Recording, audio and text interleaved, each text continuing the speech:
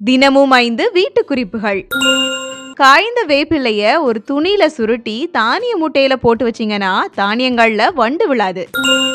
அவரைக்காவை வேக வைக்கிறதுக்கு அதிக அளவு தண்ணீர் ஊத்தி வேக வச்சீங்கன்னா அதுல இருக்கக்கூடிய சத்துக்கள் எல்லாமே தண்ணீர்லயே வேஸ்டா போயிடும். சோ அதனால தேவையான அளவு தண்ணீரை மட்டும் ஊத்தி அவரைக்காவை வேக விடுங்க.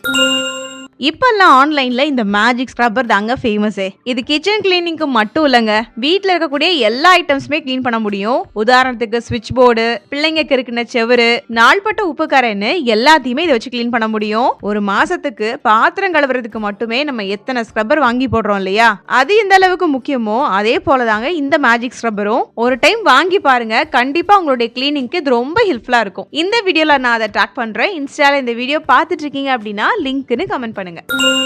மிளகாய் வற்றல் காரம் குறையாம நமத்து போகாம இருக்கணும்னா வாரத்துக்கு ஒரு தடவையாவது வெயில்ல காய வச்சு எடுத்து ஸ்டோர் பண்ணிக்கங்க.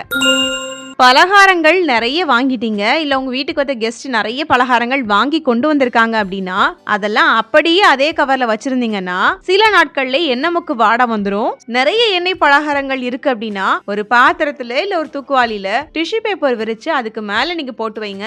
இதனால எக்ஸ்ட்ரா ஆயில்ஸ் எல்லாமே கீழே தங்கிடும். தின்பண்டங்களும் எண்ணெய் மக்கு வாட பிடிக்காம ரொம்ப நாட்களுக்கு இருக்கும்.